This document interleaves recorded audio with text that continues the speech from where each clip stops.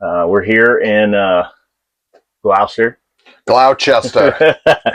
Gloucester, Massachusetts. Gloucester. We were talking earlier how I was mispronouncing that, but I'm here with my main dude, Barron from North Shore Tattoo. Yes, sir. So honored to have you here, man. Thanks Thank for you. joining me. I'm really happy to be here. This is fun, dude. I'm glad you're doing it. I know, I started this podcast. I obviously don't know what the hell I'm doing. I'm kind of figuring it out as I go. Don't we all? But I wanted to expose people to tattooers that I felt like they should know. You know what I mean? Cool. And I feel like I have a great group of friends or acquaintances that I can help expose people to.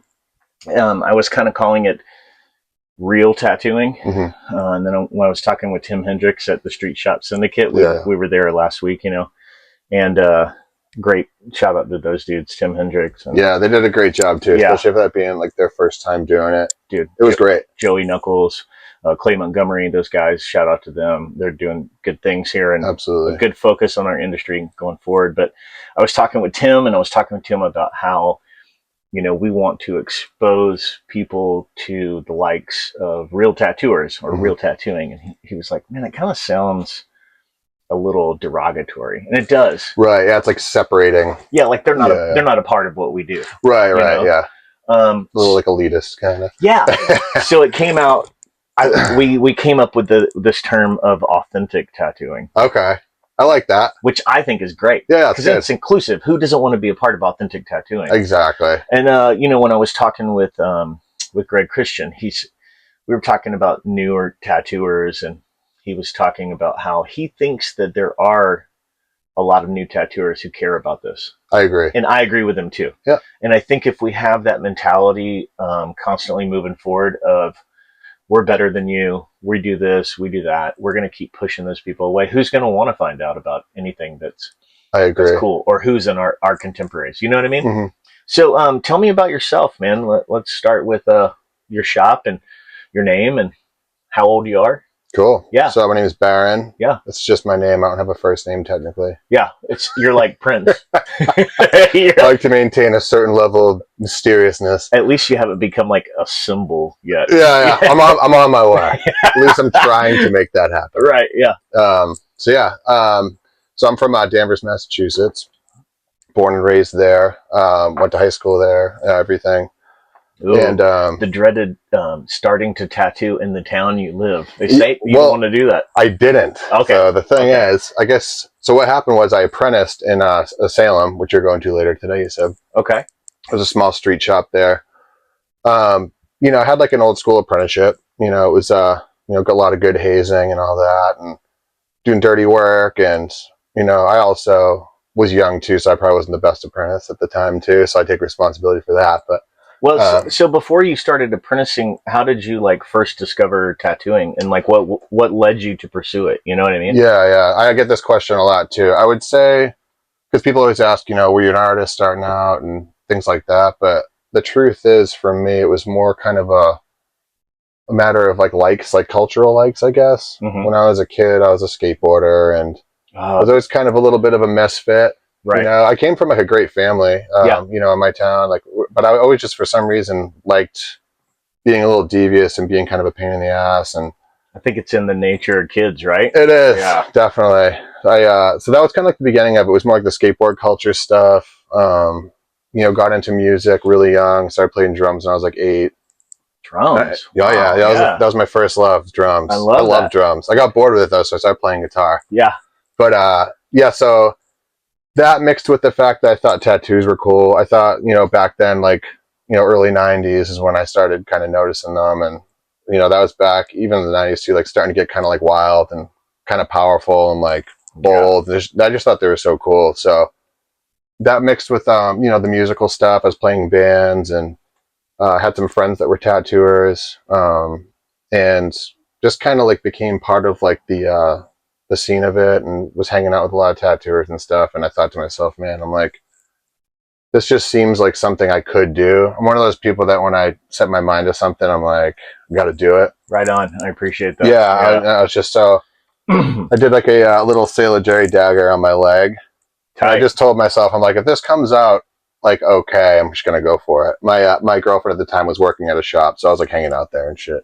What was the equipment you used for that? Oh man, I don't even know. It was probably like a micro dial or something. Where did you get it? It was at the shop. It was, the Okay. shop was called Sacred Harp in Salem. Okay, gotcha. It was Corey Shea's shop. Okay. Or it still is. He's still there. Oh, he's still there. Yeah. He's actually. I mean, when I apprenticed there, man, there was like 3 shops in Salem. Now there's like 50.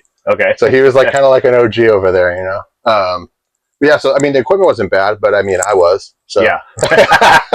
But the tattoo itself came out pretty good. For at least I thought at the time, I was like, man, I did a pretty good job with this. You know, I was like, I'm gonna go for it. So I ended up be a pro tatter. Yeah. I ended up quitting the band. My band I was in for like 5 years, and just kind of going right into tattooing. Oh, those dudes were bummed too. You know what's funny about that? Coincidentally, so the singer and me, his name's Jimmy. Okay. It's at Mercer Tattoo. Okay. He now works at my shop. Oh, so tight. At the time he was like, I can't believe you're doing this. You know, it was a stupid move. Oh my god! And fast forward, now he works for me and works the shop. I love that. I love when like things are like circular and come back together. It was great. I also love whenever I'm asking questions and then they come back together. I'm like, totally. Yes. Yeah, dude. But anyway, continue. So let me see. So those dudes were bummed, right? You told them you were leaving the band. Yeah, definitely. It was tough, dude, because I put a lot into it and I really loved doing it. Yeah. I just knew, I was like, man, just like I was horrible at school. Like academically, I was terrible. Even when I tried, I was just like not good, you know. But I was an athlete and I enjoyed art. So it's kind of funny. I kind of did like the jock thing, but also like the art thing too. So I had kind of like, you know, 2 sets of friends and kind of, I liked both, you know, but academics, no, you know, I just wasn't good at them. Right. Same. So I was like, I need to do something that I like enjoy and something that I'm going to like, you know, not be miserable every day or be bad at, you know? Right. So I kind of, that mixed with, just want to do something creative and do something that was free, you know? You know, I've only done 3 of these. So yeah, it's not like I'm like a pro podcaster or whatever, but getting there. Even the pro podcasters at one point did 3 podcasts. Yes, right on. Yeah, I agree, man. You know, but the thing that I've noticed amongst the people that I've interviewed is the connection with skateboarding or with alt lifestyle, of punk and like metal and that lifestyle. And it's funny how much that has changed now versus then.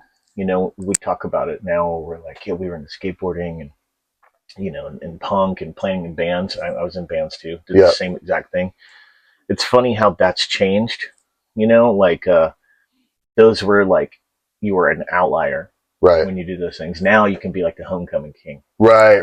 It's a lot more socially acceptable now. A lot more. Yeah. It's fun. It's just funny how things change, you know? Oh, definitely, dude. So first tattoo you ever did was that dagger. Yeah. And you kind of just like hit the ground running from there. Like they ended up like taking a chance on you after you did it. Kind of. So what happened? So that was kind of like me trying to prove to them, like, hey, you know, I kind of want to start doing this. And then they were kind of like, you know, stiff arming me a little bit. And I went down to some shops down in like Chelsea and like the outskirts of Boston that were pretty rugged. And one dude offered me, you know, he's like, yeah, I'll take you on. You know, you seem like a good guy, or whatever. I was like, all right, cool. Gosh, how lucky were you, man? Well, thought it was. Did you? So I go and I'm like, he's like, oh yeah, I got you. He's like, yeah, I got you. I'll show you. He's like, so once you get your guns, you can just start. I was like, what do you mean?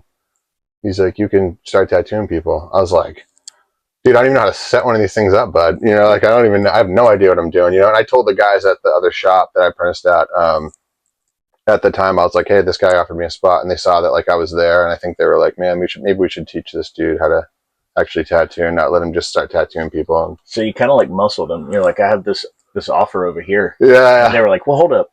Don't go over there. Right. I guess like indirectly. Yeah. You know, I think it was more them just kind of seeing that like I actually wanted to really do it. And they saw that like I kind of like quit the band and stuff and and just kind of went into it and you could tell I was serious. And I knew I was serious too. Cause I was like, well, I know, you know, unless I'm Nickelback, I'm not going to be making any money or doing anything to actually support my life when you know, I'm older. So, you know, that was definitely like a part of it. Well, do you feel like that tattoo was what really made you feel like I'm really doing this? Or was there a specific moment or a specific tattoo at that time that made you feel that way? I would say that tattoo was like kind of like the turning point where I told myself I was going to do it. Tight. And it's not that like, it was just like that. I mean, in life, you get those moments where like all of a sudden you're like, all right, well, I'm doing this now. And you just like, you know, you're doing it. Right. That was like where I was at. I was like, this is the path, you know, I know it's going to be, and I know it's like the path for me. Yeah. I was in school. I was going to school for like communications. Okay. And I was like in my last year, and I was just like, yeah, I told my parents about it, and I was like, listen, I was like, kind of want to, you know, leave college to tattoo. And they're like, like, just look, like, what? It's like every parent's like worst nightmare, you know, like they want to see a kid graduate college and stuff. But I was just like, I know, I didn't even want to like finish, because I was like, I know even if I get this degree, I'm not going to do it, you know. No doubt. I just know I'm not. Like, I just know myself. And at the time, tattooing wasn't a legitimate career, right? A legitimate career. Exactly. Yeah. That's the thing too. Yeah. To tell your family that I'm leaving school to go pursue this, they're like, "What? Are you out of your mind?" Right. Yeah. Yeah. It was definitely. It was not received well, but they were always very supportive in me doing things I really wanted to do. Like so. So like, I mean, I guess. that's so tight. My family, you know, I'm from the South. They were like, "Oh my God, is it in the world?" Yeah. But so you've kind of always tattooed on that North Shore scene. No. So what happened was I had my apprenticeship, and then I was like, when I was doing my apprenticeship, I got mixed in with like partying like crazy, and, like getting into drugs and all the horrible shit, you know, that comes along with tattooing sometimes. Sure. That we choose to participate in. Right. You know, it's not tattooing's fault, mine. Our proclivities. Yeah, of course. So I was like, my girlfriend at the time was like, why don't we? I know some people in Texas and stuff. You know, why don't we just like get out of here and go start somewhere else? I was like, that sounds cool, you know. So I literally, I didn't really have much stuff. We kind of like put our stuffs in trash bags and drove down to Texas. And, wow, what a move! Yeah, it was pretty. I don't know why we did it. I mean, we were on drugs. We're literally driving down to Texas, like detoxing on the way down to Texas, like sweating, you know. Didn't know anybody there. No, so she had like tattoo wise. I mean, no one. No. She had some family down there, and that was pretty much it. You know, I think maybe a couple of friends or something, but like really no one. You know, this explains a lot to me about your tattooing, because you have a style of tattooing that is very Texas. Yeah, I do. Yeah. It's funny too, because I never realized that. Yeah. And most people, they might not, you know, but like for me, and I think that my style is actually quite similar to that too. It is, or very like Florida. I started tattooing at Inksmith Rogers, right? You know, obviously, but very illustrative, very bold. Like, I think it's like a Southern thing. It's almost like, I always say like Southwest traditional. That's like what I tell people, and what the hell's that? And it's kind of like just Texas traditional, you know. It's just like that bright, bold, wacky kind of. Yeah, like, it's a great way to separate you from the other tattooers that are around this area, right? Yeah, I mean, there's some powerhouses around here, but nobody tattoos like that. Yeah, I don't notice it as much around here, and it has definitely been like a strong suit for me, because there is a lot of heavier, kind of like bold, you know, old school, kind of like that New York style, which is sick, and I love it. But I always, going back to the apprenticeship too, I always had trouble doing that style. I mean, I didn't know what the hell I was doing when I was an apprentice, but I remember like I was tattooing like a sparrow one day, and I put like a little highlight on his back, you know, and just like to give it like a little something, like a little little bubbliness, you know. But I'm doing I'm just like, I'll just do flat, you know. And I remember my mentor like ripped me apart, made me like run laps around the block for doing it, you know. What, really? Oh yeah. Tight. Yeah. Love that.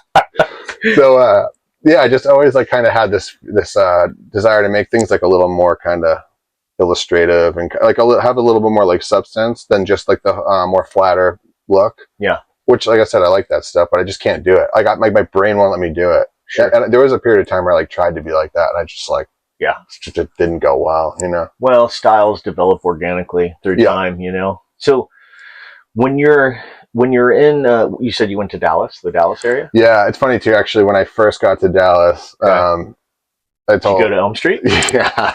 Tell me about it. I told a girlfriend at the time, I was like, once we get to Dallas, I got to go see Elm Street. It's like, you know, it's like a mecca for me. I got to go see that shop. Of course. So I went in there, and coincidentally, Oliver and Dean were both in there. Oh my I was gosh. like, holy shit. I was like, they're both here. Like, this is fucking crazy, you know? And I walked in, they're like, what's up, man? Like, you trying to get a tat? And I was Hey, like, man. yeah. Trying to get tattooed? Yeah. I was like, actually, no. I was like, I just got here from Boston. I was like, what do you mean? I was like, I drove, like, I just kind of like put all my stuff in the car and drove. He's like, what are you on the run? I was like, What do you want it? I was like, play up that accent. You're like, I just drove here in the car. yeah. Just made it down here. Yeah, they're like, where's your accent? Right? My accent, I have pretty much no Boston accent. Yeah. But yeah, so I get dash. Yeah, it gets sprinkled in here and there. But so I got in there, and yeah, they were both there, and they're just like, hey, you want a tat? I was like, no, you know, I don't have any money. You know, they're like, are you a tatter? And I was like, kinda. And they're like, you want a job? I was like, no. I was like, no way. They're like, let me see your shit. Like, let's see your portfolio. You know, and I was like, no way, dude. I didn't even show them my shit because like I literally had like a flip book of like actual photographs of like just like shit tats I'd done. Sure. You know, like maybe 10 of them, and I was just like, I'm not even gonna. So you were just kind of worried how they would. Oh, totally. Yeah, I was extremely intimidated. Right. You know, because Oliver, you know, ever since I was an apprentice and before that too, was always like pretty much one of my favorites, if not my favorite tattooer. And I was like, I just thought his shit was so cool. And man, for sure. so when I went in there, it was like pretty. I was like, man, this is fucking crazy that I'm in here. And they're both here, and Dean too. Dean's stuff was fucking. Dean was crazy. Dean was a killer, and like versatile, and R.I.P. You know, R.I.P. I know, for real, yeah. But the thing about those dudes and how fortunate you were was they're always pretty decent dudes. They were. Because even like when you went, what do you think that was, like 2008, 2009 or? Yeah. Okay. Yeah. So it was probably early 2009. 2009. Yeah. Okay. So even at that time, tattooing was still pretty intimidating. Yeah, it was still scary. Oh yeah, like you still had that little bit of mystique to it. Yeah. I mean, there was like Oliver probably wasn't on Ink Master at that time. I don't think he was. I think he might have been dabbling on the outskirts of it. Like I don't think he was, because I remember like I saw his stuff in like Tattoo Artist magazines, and you know, those were the days. Yeah, I just remember just seeing his stuff and just thinking like how bold it was, you know, just like how powerful it was, and he had like that little kind of like illustrative-y kind of roundness to his roses, and like I remember his anchors had like little highlights on them and stuff. I'm like, man, he makes that like have this little.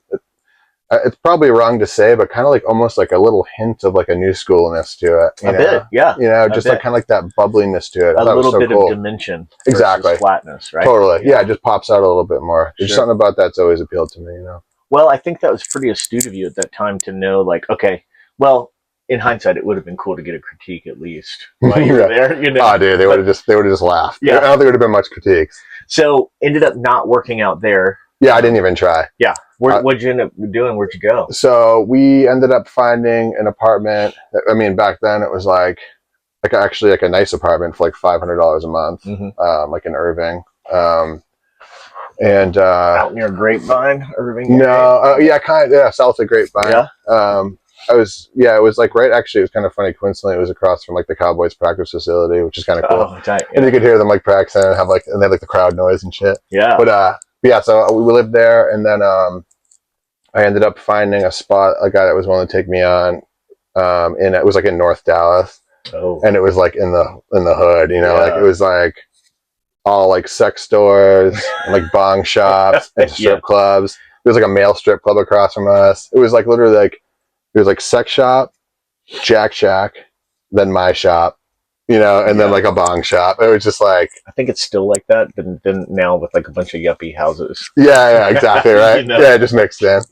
Yeah. So it was like a seedy area, which was cool. I mean, I think tattoo shops in those areas are cool, you know. It was still subversive at that time. It was mainstream. So you have to put it into context of the time period that you were there. Yeah, right? It was. Yeah. I mean, I guess the tattoo shop itself was right where it belonged. You know what I mean? It was right in the shit. And it was cool though because you know, I was there for maybe like 6 months or so. The guy fired me. I think it was because I sucked. Yeah. But he never like really gave me a straight answer. But like so I went from North Dallas over to Fort Worth. Okay. And worked in like Southwest Fort Worth. Same thing. Cowtown, baby. Yeah. This was like where I was in Southwest Fort Worth was like rough. Like even Yeah. Like it made North Dallas look like nice. You know?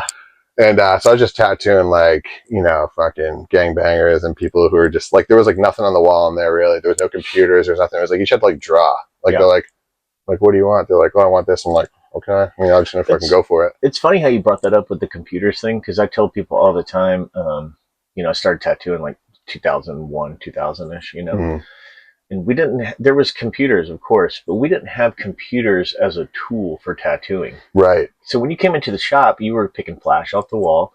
If you wanted letters, we have 2 types for you. Totally. Well, 3 types: Pike letters, Old English, or script. Right. That's all you're getting. Yeah. You know? Exactly. Maybe we would have like some books of like some font. Yeah, and you have to like trace it out with trace paper. You would trace it out with trace paper. Like put it on a curve or you know, like a converse or a convex curve, and go from there. You know, people don't realize how different things are now. Oh, totally. But just the technology has changed because people aren't picking flash off the wall. Although at my shop they still do. Yeah, same here. I get a lot of flash. If you have it up, people will get it. Shops just don't put it up anymore. It's true, because I think it's because they assume people won't want to get it. Exactly. I think some people like that old experience and they like to kind of be spontaneous and go in and pick something off the wall. Because I have people all the time. They're like, "Oh, people actually pick this stuff off the wall." I'm like, "Yeah." Like people like that. No doubt. People want something to look at while they're sitting with you for 2, 3, 4 hours. Totally, dude. Yeah. You have a shop that's much like mine, where it's just crushed and flash and beautiful paintings and things to look at. So when someone's sitting there with you and becoming a part of your life while they get this tattoo, they're looking around, they look at the walls, they're like, "Oh my, who's James Yoakum?" Yeah, you know exactly. What I mean? Yeah, it exposes them to like these tattooers they had no idea about. And they see the rad designs they do, and they're like, "Could I get something like that?" Exactly. Yeah. That's it, dude. I put all that stuff. I strategically put cool shit, like where I know I'm facing the client. Yeah. I do that and I change it out because I'm like, all right, I want this person to see this stuff. And most of the time it really does. Like people are like, "Whoa, what's that?" You know? Yeah. And it does, like, it kind of, you know, sparks them into wanting to get something like that. Like, you know, I'm always down to tattoo whatever. Like I always have been. But I mean, of course I like doing the things I like to draw and that I feel like I draw well, you know? Well, kind of. At that time, so you were there and you're in North Dallas. Yeah.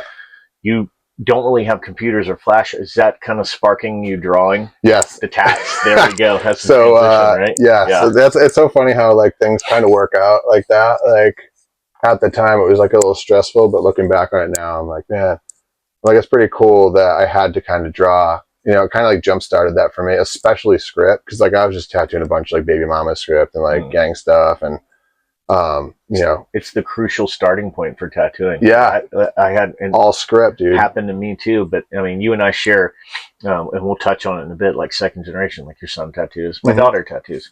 Yeah. When I started her, it was all painting Jerry Flash. And script. Exactly. And just doing books and books of all A's on graph paper. Totally. You know? Just all those fundamentals and getting your hands used to that movement. And, you know, I just remember sitting there drawing script. And I remember after a while, I was like, oh, this looks like kind of okay. You know? It was getting there, you know, just looking at like BJ Betts books and like just, you know, looking at stuff like that. And, shout out to BJ. I'd love to talk to him. Yeah. He's like, he's put so much money in the pocket of tattooers. Oh, totally, dude. Oh yeah, his books were very helpful for me when I was starting out and stuff too. And I always try to show the guys in my shop his stuff, and it's just a great foundation, you know, for all that kind of stuff. So you're in that shop over in Fort Worth now, and you're you're just churning along. Yeah, drawing tats, finding yourself. You've gotten clean at that point as well. No, still partying and still on the shit. Okay. Yeah. So how did you end up getting from the Texas area back into Massachusetts area? So I was doing naughty stuff. Uh-huh.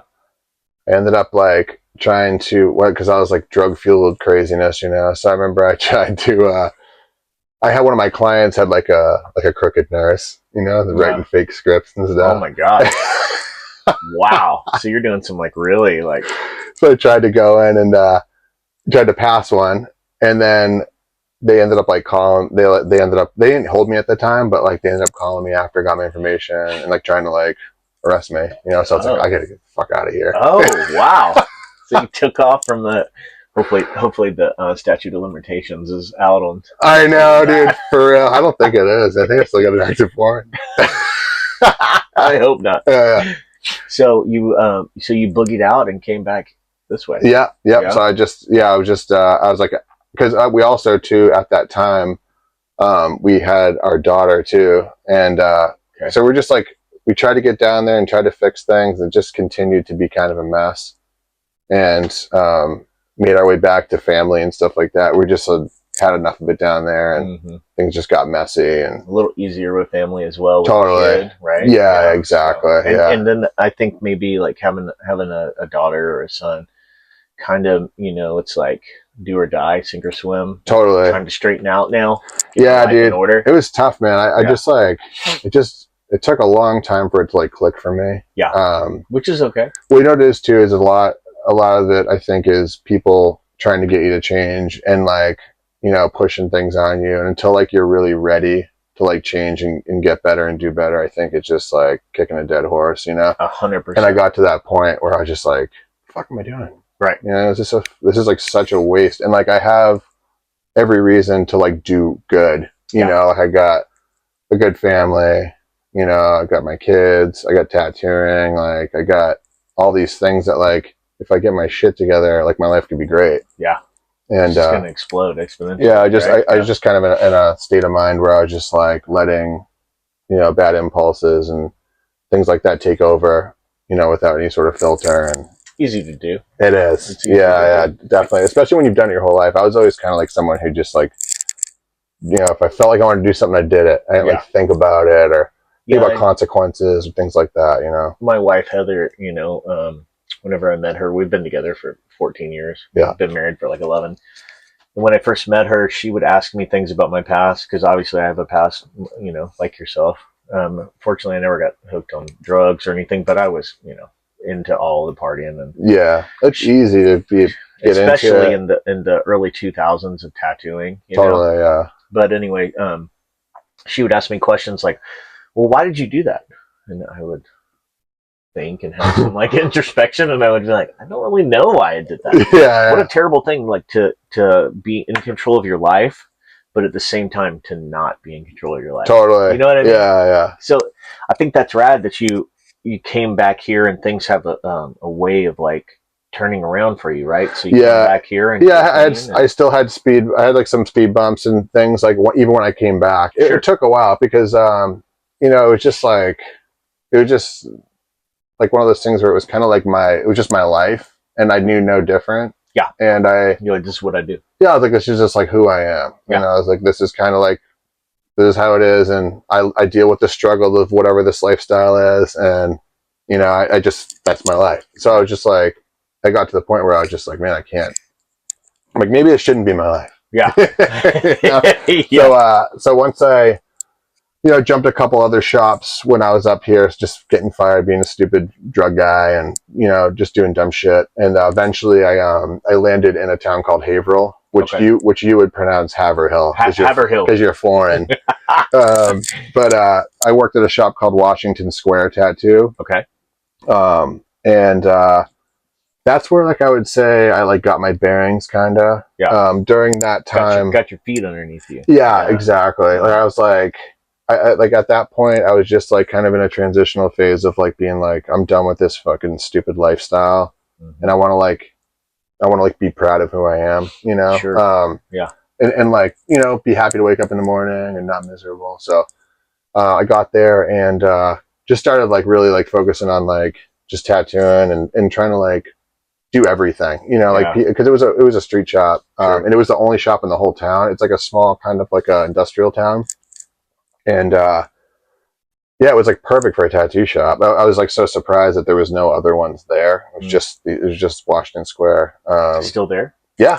Right. Frankie Pisons owns it. He's a great guy. I had a great time working there with him. I was there for I think 5 years. Okay. And during that time it was when I kind of began the transition of getting like my health in check, taking tattooing more seriously, like hustling, like being responsible, like getting back to my clients, like creating discipline in your life. Exactly. Yeah. I started like noticing, I'm like, oh shit. I'm like, I used to, go day to day and just like hope something came in. And then I was like, oh shit, I'm booked this week. I'm like, oh, I'm booked 2 weeks. And I'm like, oh my God, I'm booked a month. This is fucking crazy. And it's all because I was just like doing the right thing. Right. And doing what I should have been doing. Yeah.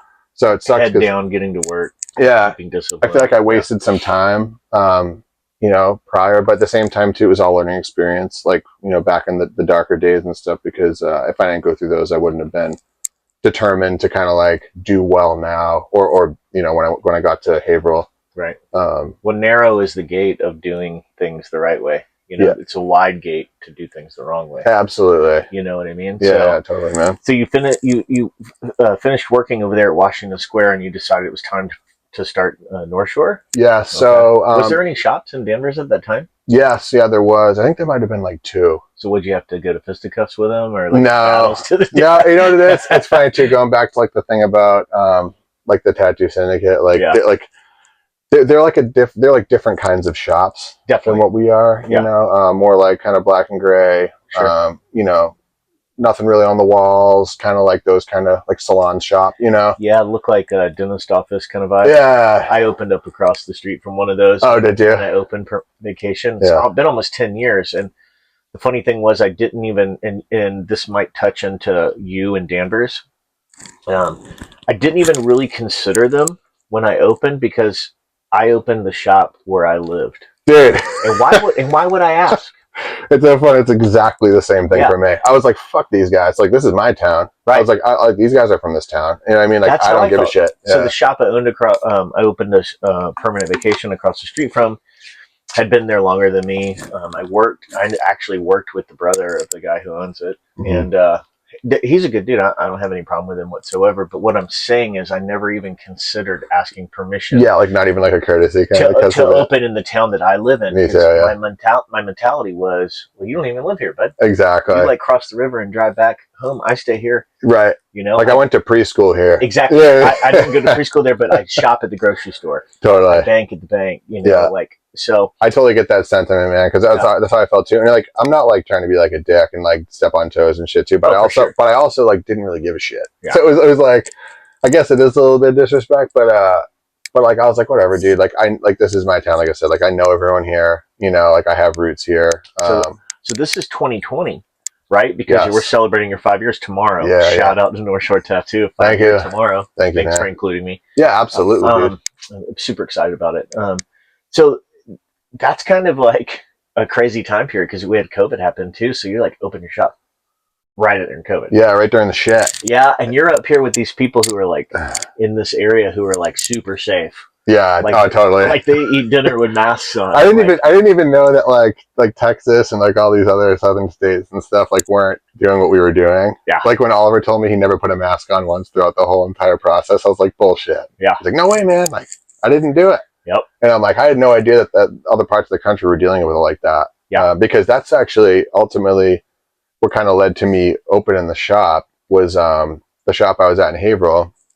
The owner decided to just shut the doors because everyone else was, and so I told him, I was like, hey man, I was like, I need to still tattoo. I got a mortgage, got bills and stuff. So I was like, I'm just going to tattoo at the house. And he's like, that's cool. He's like, you do what you got to do, which is, cool. And then once they started kind of reopening stuff, I walked by this location that was like right downtown. Me and my wife were on a walk, and I saw this and I was like, man, that's a good spot. It's like around the main drag.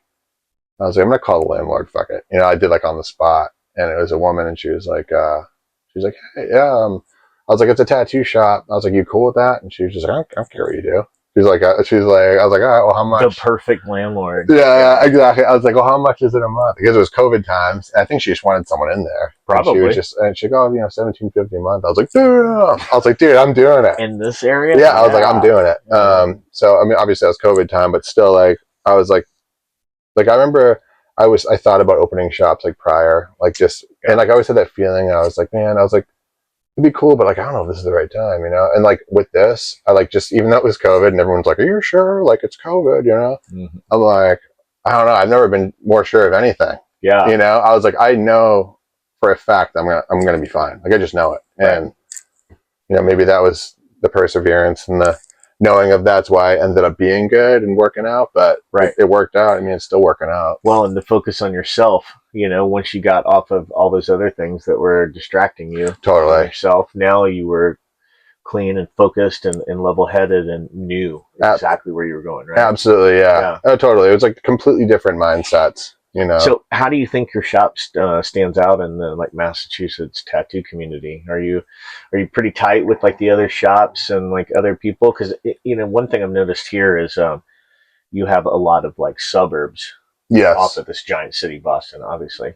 And my friend Josh Arment has this saying about his shop, Aloha Monkey. Shout out to Josh.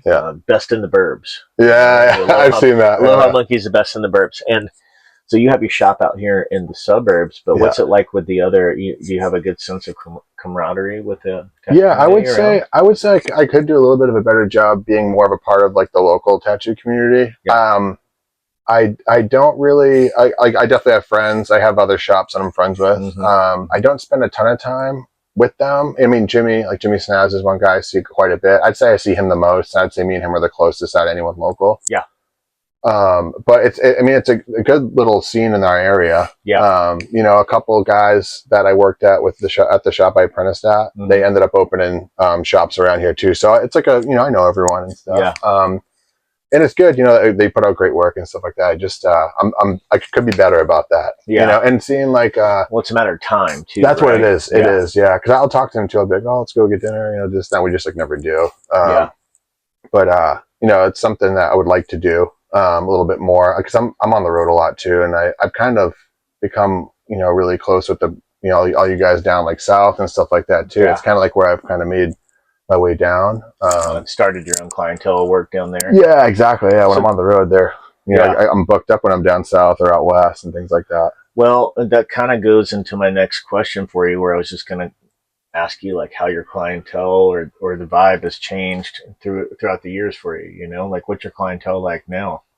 So I would say ever since I opened the shop, like it's been like kind of a slow progression of like a lot of people who want larger projects, who are also like kind of like self-employed people. Yeah. Which is nice, you know, because like they're flexible, you know, and they want to get tagged. They want to complete projects. Like they don't want to just, you know, get their back outlined and then wait 3 years, you know, like finish your back tat. Oh yeah, for real, man. Yeah. But like most of the people I kind of give them, if we're doing large stuff too, I give them the spiel. I'm like, listen, I want to do this for you, but I need to know that you can tell, like that you are going to be committed to it and get it done because, you know, I'm doing this for you. Selling the consult and the client relations, right? Totally. I just lay it out. Yeah. Like you start with them, you're like, listen, I know that you want the finished piece, but I have to work up to the finished piece. So this is a bill for you moving forward. Totally. You have to consider and allot yourself this monthly payment. I need to get my back tat. And it would be preferable if you could do it twice a month versus the one.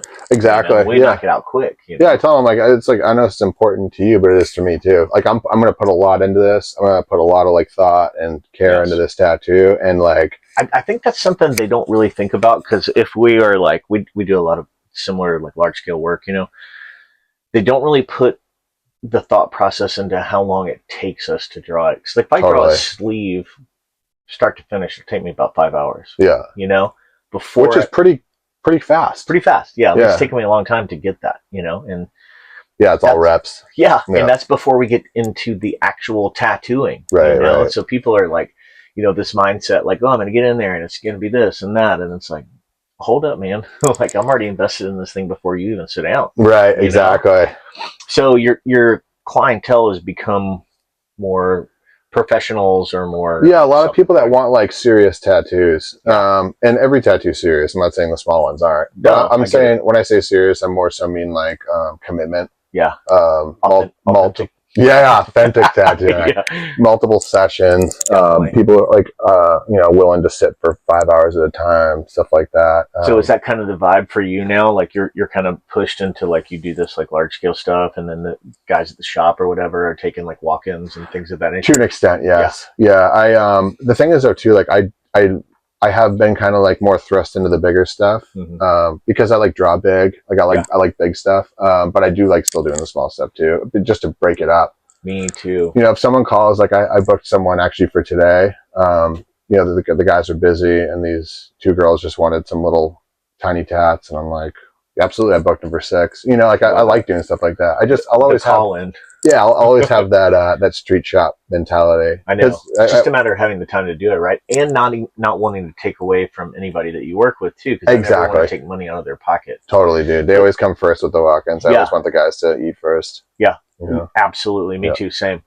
Um, but at the same time, it can definitely take away from your gratification because with doing like the big stuff, Yeah. you're not getting the photos. I You're know. not getting the dopamine, Dude, you I know, know, and man. I it's, don't get that Instagram hit. dude, so bad because it's like you spend a year or a year and a half doing something and Yeah. then you finally finish it and it's kind of anticlimactic. You're kind of like, And you can't get a good picture of it too. oh my gosh, that's even another thing. Like Yeah. you helped me out with this lens and app for taking photos, you know, Yeah, which yeah. helps Takes the glare out a bit. yeah, which helps tremendously. And Yeah. those kind of things, I mean, it's almost like you have to be like a pro photographer now to get Dude, photos of totally. these Especially tats. large scale shit. Like if you do a tat that's like hand size on a forearm, you're fucking good. You know, but if you do a sleeve, it's like, all right, if I take a picture of it, there's a ton of background, it looks like shit. And then you try to crop them together into like those like multiple pictures. That looks shitty. It's messy. And then you do a video, but like you're like, all right, well, where do I start the video to grab people's attention? Do I start it with the sickest part of the sleeve? Like, what the hell do I do? You know, so it's like, it is funny. It's almost like you said, like I have people ask me too. I've had people say like, oh, like you don't really post too often, you know? I'm like, honestly, it's because I don't like do too much stuff I can post right away. It's all projects. I don't have it. Right. You know? Yeah, I don't have like every once in a while I'll have someone come in and get something that's just like a one shot thing, you know. But most of the time it's a lot of like projects. Even today too, I got a dude coming in at 12 and I've done like his whole I've pretty much done his completely whole like upper half and like I'm starting his legs now. But like I mean I posted some of his stuff, like his front and his back, but right. Yeah, it's just like it's not like those nice little curated Instagram photos that love those. Everyone loves, you know. I would love for somebody to just get like a tiger head for me. All right. Yeah, right. yeah, looks perfect. Yeah, yeah, it's like 2.5, 3 hours. Yeah, perfect. Get that hit. So, you know, we kind of briefly went over your style there. What do you think you'd describe it as? My style? Yeah, illustrative. Yeah, yeah. I would say I'll always say like Southwest traditional, with like a little sprinkling of like Japanese. Yeah, I mean I'm an American tattooer, so I'm not trying to do traditional Japanese because there's so much specifics to it that I don't know. So I kind of will just use the imagery and do, you know, I'll focus a lot on trying to study the backgrounds a bit. I've heard that story of Horiyoshi talking about how the background is just more important than the foreground. Yes, yeah, exactly. Because they say they're like, well, if you're trying to do, you know, Japanese traditional, they say like, the images are already perfect. Right. You know what I mean? Just do the image and then make the background fit the body perfectly. Yeah, I always heard the story of Aaron Bell from Slave to the Needle going, and I don't know if this is true. No, this is I don't know Aaron, so I'd love to interview him. Yeah, shout out Aaron, hit me up. But going to Japan and going to Horiyoshi studio and having his books of all these designs, and you know he's an amazing tattooer. Yeah. And Horiyoshi's like, let me. Anybody can draw dragons. Let me look at your backgrounds. Yes. You know, and just studying his backgrounds. I think it's crucial to learn that and learn the shape of how that fits in the Makiri. You know, the style of the background. But also, there's a really cool connection between American traditional illustrative and doing Japanese backgrounds with that. Yes. I love that. Well, they all go hand in hand. I mean, American tattooing was kind of born out of Japanese in a way. You know, it's got the same fundamentals and definitely line weights and saturation and all lots of black. Yeah. Black outline. Everything holds together well over time. Exactly. Yeah, it's funny because like they're different, but they're very similar. Yeah. And I think that is why people in you know, our realm of tattooing kind of like bouncing back and forth between the two, you know, to various degrees because they do work together and they look nice together if they're done right, you know. 100%, and the way they should be. Right. You prefer color to black and gray, or you like to do a mix? What?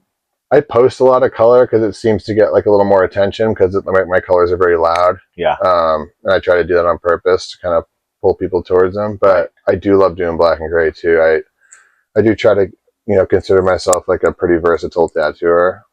Just a step in the process, right? Yeah, I like black and gray. Like I did like a dog portrait yesterday. I do all kinds of like, you know, I have friends that have been like, just do whatever you want, just black and gray, you know, so I'll just take a marker to them. But I like the process of both of them. I really do, actually. And it's funny too, because I try to be more of like a color guy and try to do more like the big bright color stuff, but Yeah. I also noticed like a lot of the time tattooers, you know, and ones that I look up to and respect, they're always like, man, you're black and gray. Do some cool stuff with black and gray. I'm like, Maybe they get so used to, so like maybe that goes into where you're curating your page, so you're showing people what you want to do yeah, I on your do. page, but maybe they see so much of it, it becomes all one. So when you Right. have the black and gray, then it stands out. Then they're like, oh, Totally. you can do that. Exactly. Awesome. That's kind of why I posted too, because I want not only, you know, my peers, but also like customers to see like, oh, he doesn't just do like huge colorful back pieces. He does like a portrait, or he does a really nice, like kind of almost like, you know, realish rose. Not real, but I think it's important what you just said there, because like of course we want to be known by our peers. That's important to me. yeah, of course. It's important to have the respect of my peers, people that I admire and look up to, and for me to expose people to my peers. But we're a career driven by people, right? So Totally. we're trying to show people. I talked to Jimmy about this. I don't think people look at Instagram tattoos and are like, yeah. I think they want to see you and your lifestyle. Totally, you and your dude. wife. If y'all are, you know, like you guys are, workout enthusiasts. You know, just like myself and my wife. You know, Yeah. people like to see that. They do. And I think that we used to kind of get busted on by, you know, other peers of ours or whatever, like for showing yourself or whatever. But Right. it is called social media, like Oliver says. Like it is, people want to see you and they want to hear what you have to say. Totally. And not just be pictures of sticker tattoos. Well, it's because that's everyone's page. You know what I mean? It's like, Yes. it is true. I think people do feel a little more of a connection when they see you as a person and not just a tattooer. And they're like, oh, he likes to hike, or, yeah, you know, he likes doing things like I like doing that too. Or he likes going to the gym and, you know, taking care of himself. Like I like doing that too. I feel like a connection with this person. Like I want this guy to tattoo me, you know? And I do notice that too. Like I tattoo a lot of people who are, you know, nature, gym enthusiast people. And we have nice fluent conversations the whole time. And I do genuinely think that the customer's experience is just as important as the tattoo. You know, it's like, and I really try to make sure that I do that for them and make sure that they have a good time and want to come back. Like if I have people in the chair, I'm happy, you know? It's like, I was like, yeah, I want to do certain styles. I want to do this and that. But like the most important style to me is someone's ass in my chair. Yeah. Getting tattooed. No doubt about it. When, I have people who will hit me up for all styles of tattooing, and I don't think they really think that I do that. You know, they're like, I just want to get like my grandmother's signature. I'm like, bet, let's go. Yeah. And then they'll apologize to you. Like I'll have someone hit me up. They're like, oh yeah, I want like that. And they're like, I'm so sorry. Like I know you probably don't. I'm like, yes, I do. Yeah. I'm like, sit down. Let's go, dude. Of course. Yeah, I'm a tattooer, you know? You're right. Like, I'm here to tattoo you. It's important to me what's important to you. Totally. Like not everybody's going to be into what I do. Yeah. I got tattooed by Mike Malone. Cool. R.I.P. before he passed, you know? Yeah. And, he was like in a rough spot in his life at the time I got tattooed, but he did share some insight here and there. And he's like, you know, a tattoo, people do tattoos now and they try to build like a monument to themselves. They're like just thinking about the photo or them, or their peers or whatever. But the real thing is to make it about the person. Yeah, I like not that. You. It's true. They're the one carrying it all over the earth. Right. and also you and I both know from doing large scale stuff, like those small tats equal the big tats. Absolutely. Because they will compound and they will extrapolate. People will come back and get those larger tats. The small tat mixed with a good experience and good vibes in the shop. Right. Bring back pieces in. Well, 2025, right? Here's a difference in tattooing for anybody who's listening, who's slow or tattooing's dead. Tattooing's not dead. No, it's not. It's just cyclical. And it's just how it is. It's going through the changes that tattooing always goes through, on style, on business, on everything, you know, and it's up to us to roll with the punches and change. You know, at the Street Shop Syndicate, we had like a lot of like, the room was kind of mixed. You know, Greg was talking about how they think that we're all think the same, but I think they're going to find out how quickly we're not all the same. Oh, like inside that room? Yes. Yeah, totally. And I could see it too. There was a shift with people who were like focused and like, hey, let's move forward. Let's be inviting to these people who are already tattooing, because they're already tattooing. Exactly. You know, like to me, to stand on our lawn and be like, get off of our lawn. Right. All these tattooers doing these Pinterest tats. Well, those cats are doing tattoos that I don't want to do. That's true. Yeah. unless they come and work for me, and then I would be super stoked on that. Right. But but for that style, it's those folks are not taking away from me. Totally. So I don't have the mentality as though I'm losing to you. So then I don't have the approach in my personal life or interactions with those people as though you're doing something wrong to me. You're not. You're simply doing you, and I'm doing me, and that's great. Right. We can only control what we can control. Exactly. You know what I mean? Like it's just like anything in life. It's like you keep your side of the street clean. You do what you need. You do what you know you need to do to be successful. Yeah, that's right. Get people in. It's like they're going to be there regardless. There might even be more of them in 10 years. You know what I mean? So give them a real experience. Yeah. So the point that I was trying to, say at the Street Shop Syndicate is it's not so much anymore 2025 that you can just be a good tattooer. Yeah. You have to be a good person. Absolutely. And a good businessman too. And absolutely. We could do a whole podcast just on business. Totally. What I've learned from like being a tattoo shop owner. But you have to be a good dude, and you have to have and give people a reason to come back to you. Absolutely. And then if you're at a shop and you're slow, you need to ask yourself, what am I doing to make myself busy? What am I giving? It's not the tattoo shop owner. It's not just you. It's the symbiotic relationship between the two. Absolutely. So you have to, what have you done for tattooing? Exactly. And you will get back what you put in. Totally, right? Dude. I absolutely agree with that. I think too, like I'm at a point now too where I've been able to give back to tattooing more so than I could when I first started. Right. A lot of that has to do with like my stability in life in general, but also like, buying paintings, buying machines from good builders, like, doing podcasts, fun stuff. Like what we have is so special. Like we're so lucky to be able to do this. And like, it's just crazy when I hear people complaining about it. I'm like, man, you have a day here and there where it's like, feels like work and stuff, but I'm never bummed to be tattooing. I'm never bummed to be a tattooer, Well, tattoo magic is real, right? And absolutely. And tattooing has given me everything. So the least I can do is give back to it. And that is why I started this podcast. Yeah. That is why I'm trying to expose people to you and to, the other amazing people that we know. Right. And this is filled with a lot of amazing people. Yes. There's so many tattooers are such interesting people. And it's so great to be like part of the community and be friends with everyone and be collaborative. I'd say a big thing too that's missing in tattooing right now is like collaboration. It's a very like everyone man for himself kind of everyone, like private studios popping up. It's like, man, there's nothing like bouncing ideas off of your peers and having people be like, maybe try this, try that. It's like collaboration's the best. It's crucial to growth, right? Totally. Yeah. You can't grow on your own like that. I mean, adapt or die. Exactly. That's why I travel a lot too. I love getting other people's perspectives on my tats or just like ways to do stuff. And I feel like every time I come back from a trip, I have some knowledge I didn't have.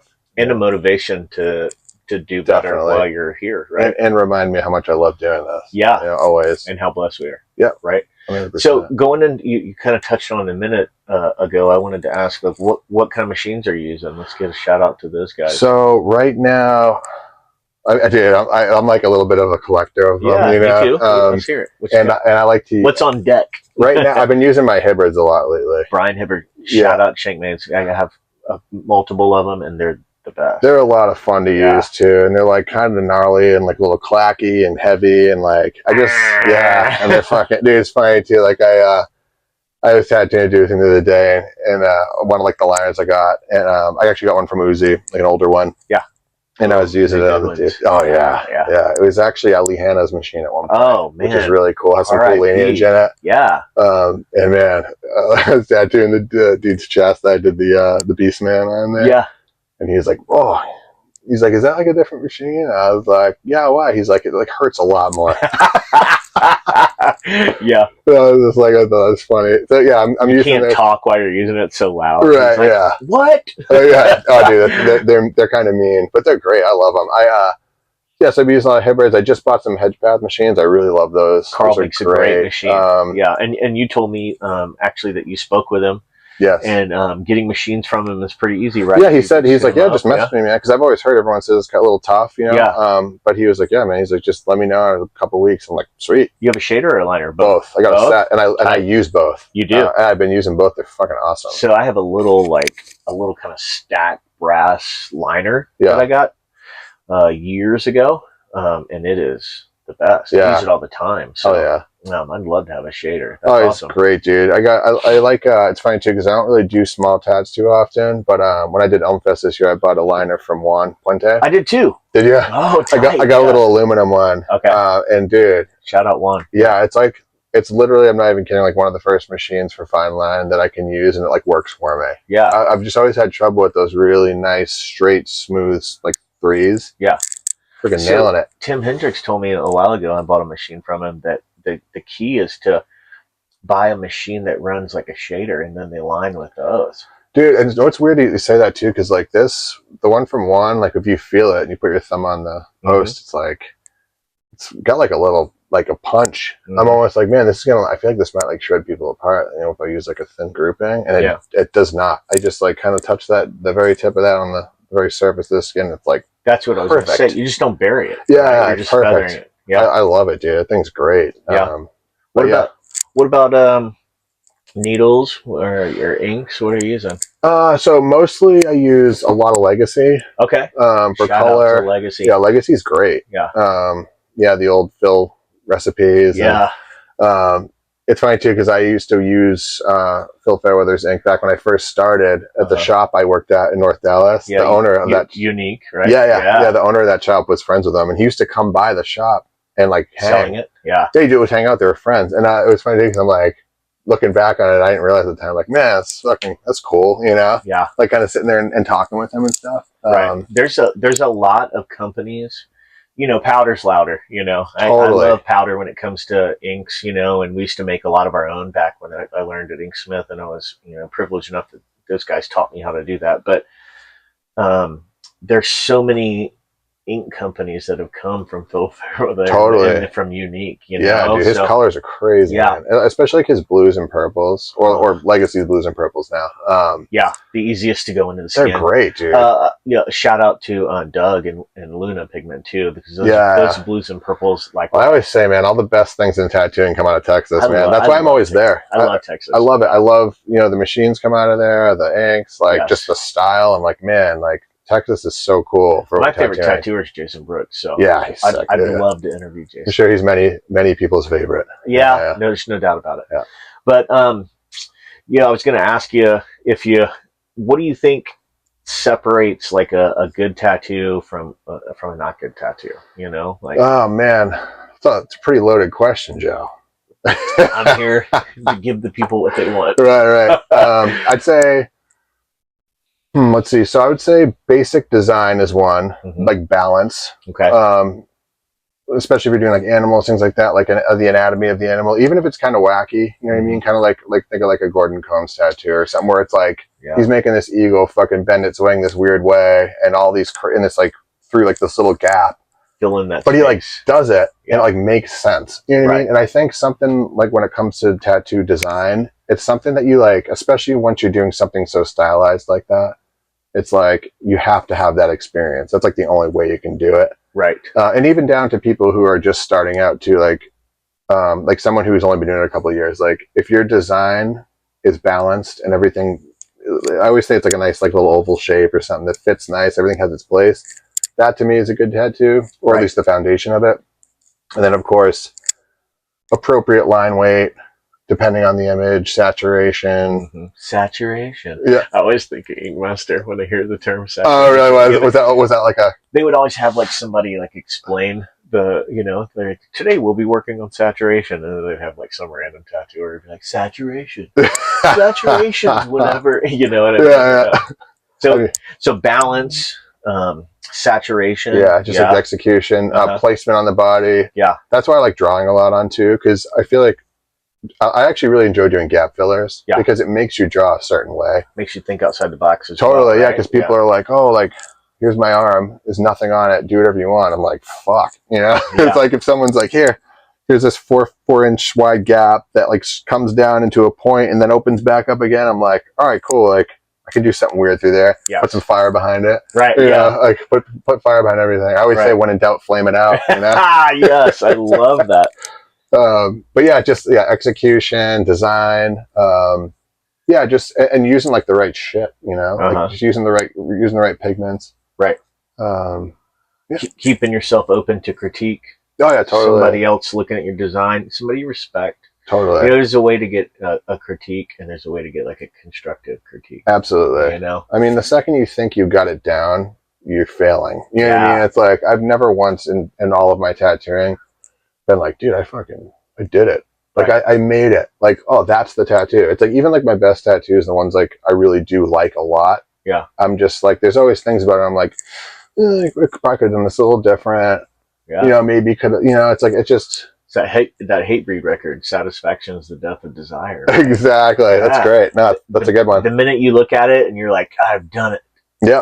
But that's the thing, kind of being an artist or being like ourselves, where we're amongst these amazing people that we respect, and then we care what they think, and we want to learn. It's like death of ego, right? Like you're like, hey man, I just want to be better at this. Totally. What kind of tips or tricks can you give me? Like we were at Tattoo Faction, and you and I were just like watching Oliver draw over his shoulder. Exactly. Just watching, Yep. Picking up everything we can, What I noticed too with that kind of stuff, it's like I feel like becoming friends with you guys and like Oliver, and I've kind of noticed like there's a lot more of a collaborative feeling with like this level of tattooing than like people who are first starting out. It's a lot more like rivalry and people kind of like a little more cutthroat. And then once you get up and you start hanging out with tattooers who are like 20 years, 30, you notice like everyone just wants to help each other. Yes. And I feel like that is like being around that in these last couple of years has helped me grow like tremendously. Yeah. Even like as a person, like with like, tattoo mentality and everything about it. Like I'm just like, man, I feel like being around these guys is just like growth, Yeah, I hope like people who are tattooing now who listen to this, maybe they're like the new gen of tattooers, post COVID. Maybe they have 150,000 followers or whatever. Like honestly, like I know a lot of cats who have like a lot of following. Totally, yeah, me too. The thing about it is, maybe they'll listen to this and realize that there's more to just sitting in that closed little bubble. And definitely, and you can get out there and be amongst people, your contemporaries, and create this kind of level. And if you're not into like our scene, like there's always room for you. Totally, like, here with us, like amongst these people, there's nobody who's standoffish like that. No. There's no reason to be. The gratification I get from someone like Greg or Oliver or you or any of these guys being like looking at my tats and being like, that looks great, man. You know what I mean? Like that is so much more gratifying to me than like looking at Instagram and looking at all the people that were taking a shit, scrolling through the internet, looking at my thing, hitting a like button and then like scrolling up like a fart video. You know what I mean? Like having like the dudes around me that like I really look up to tell me like I can tell like genuinely to like, man, that's good. Like or like that looks great, but maybe try this. Love that. Dude, like even when I was at Greg's shop recently at Tattoo Faction, I was on doing a tat and I was at like the very end of it and I had some dice and I was like, what the hell should I do with these circles in the dice? And I'm just like yellow, or he's like, why don't you just take the liner and make it so there's a little highlight inside each dice? That'd be kind of cool, And I did it and I was like, dude, I'm doing that forever. Like a little eye? Yeah, just like a little arc of like skin. Right. And I was like, yeah, I love that because it gives it kind of like a little deep look. Skin's a good color. Oh, it is. Skin's one of the best. Yeah. It is. It's a great highlight. No doubt about it. So yeah, just like that, dude, that stuff. It's just like, I love that, man. Like just that feeling when these guys tell you you're doing a good job or. Yeah. It also doesn't affect me at all to tell somebody else something good about themselves or about their tattooing. Right. You heard that saying, like a rising tide raises all boats. Yeah. Like I like to look at tattoos that like there is such, we say tattoo magic so much now, it kind of gets like, but it's real. But it is real. And like when I look at people's tattooing, like, so if I look at your tattooing, so you're sitting in front of me, so I'll tell you about your tattooing, shit. Fuck. I like to look at tattoos that inspire me, that make me feel a certain way inside. There's some that don't do it. Yeah, it makes you like want to like grow or try something different. Yes, or like just gives you like that little tingle. Just makes me happy when I look at it. Your tattooing totally does that to me. Oh, thank you, dude. I really appreciate that. It's bold. It has the styling and design. So like if I look at your tattoo, I can tell who it is. And that's difficult to achieve in a world where more and more tattooers exist, right? Totally, dude. Yeah. That was something I've always struggled with, was trying to like get like a look down kind, you know? Yeah. And I realized the less I tried, the more it started happening. It just happens organically. It does. Like, people tell me like, oh, that looks like a Joe Cumby tattoo. And I'm like, whoa. Sick, I didn't know I had one. Yeah. So where can, our listeners follow your work, and how can they come and get tattooed by you? Yeah. So if anyone who's on Instagram, I know most are, but not everyone. Mm-hmm. It's just Tattoos by Barron. Okay. One name. Don't forget, like, yes. Prince. Yeah, I'm like McLovin, man. I technically don't have a first name. So. Yeah, so Tattoos by Barron Instagram. Also, we have NorthShoreTattooCo.com, which is our website. Okay. If not only just me, but if you want to get tattooed by any guys in my shop, I have a shop full of great tattooers. Yeah, I can't wait to meet them this week. Oh, they're awesome, dude. Yeah. We have like such a special bond at that shop. We're all friends. Mm-hmm. We all love going to work. Our clients that come in have a great time, and they always tell us what a great time they have there and how they feel like they're part of the crew. And yeah. So if you ever want to get tattooed by any of the guys in my shop, they'll be on the website too. Okay. NorthShoreTattoo.com. Yeah. Yep. Okay. Yeah. And then also North Shore Tattoo Co. on Instagram. That's awesome, man. But yeah, man. Pretty, and I get back to people quick too. I'm not one of those guys that's going to leave you hanging. And yeah. I always appreciate when someone reaches out to me for a tattoo. I've been doing this 15 years, but when someone wants me to tattoo them, especially some like this bigger stuff too, I'm like flattered. I'm like, thank you for choosing me to do it out of the million people. Yeah, I'm going to do a good job for you. The books closed thing has always been like, I've never done it. Yeah, it's like, why would I want to do that? No. I could sit here and the moment I make a tattoo appointment, I could just extrapolate it out and out and out. Right. It's easy to get booked up 6 months. Totally. To me, it's like, I like to have my schedule open. I also like to get tattoos done. So right. And also too, you don't want to shut the door to new business. Like I told I'm usually about like 2 to 3 months out. There's been time where it's been more. Yeah. But I like to keep it around that. But like if I'm like, all right, books closed till whenever, some dude that wants to get a crazy back piece, with a panther and a tiger fighting, over like a dead body. Right. And then they're like, oh, well, he's not booking. So who's the next guy that does that? Right. Or, you know what I mean? It's like, I don't know. I've just never wanted to shut the doors to the public. And also too, it's like, let's say someone wants a little tattoo and I'm booked. They're like, hey, I want to get this. Hey, I can't do this, but I have a shop full of great tattooers that will do just as good a job with me as I would, and they'll be able to do it next week. I do it to the guys that work with me all the time. Yeah. And they're good enough. They have their own clientele and they're booked up.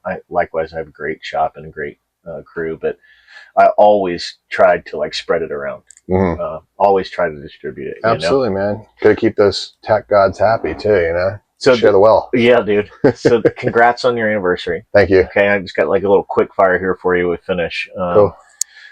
Who's your dream client, dead or alive? What do you mean? Like who would you like to tattoo?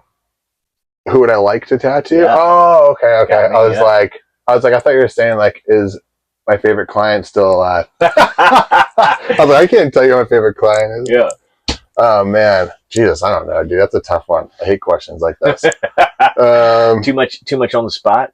Yeah, maybe like Jim Morrison. It'd be kind of cool. Tight. Yeah, I love that, the Lizard King. Yeah, I'd like to tattoo someone weird. Yeah, well, he was definitely it. I like weird people. Yeah, the weirder the better. Oh my gosh.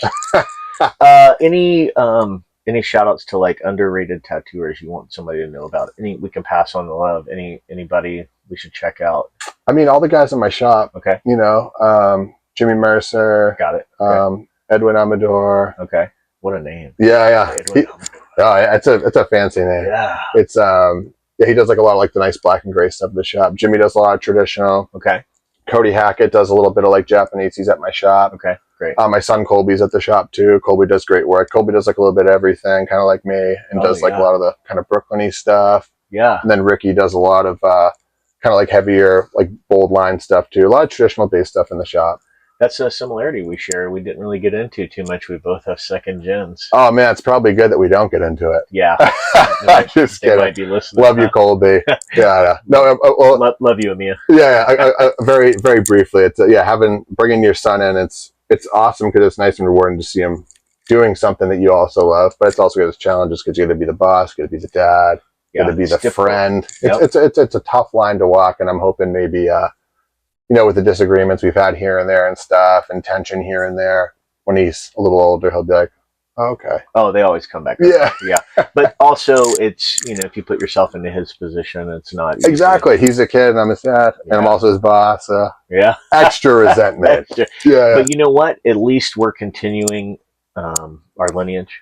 Totally. At least we're continuing tattooing. Yeah. And absolutely, these young people that are getting into tattooing right now, the more learned they can be with, our culture, the better. So totally, dude. Yeah, I'm really happy to have Colby tattooing. I think it's great, and it's good too. We get to spend a lot of time together and like really be a part of each other's lives regularly, which is great. And I love that. Yeah, it's awesome, man.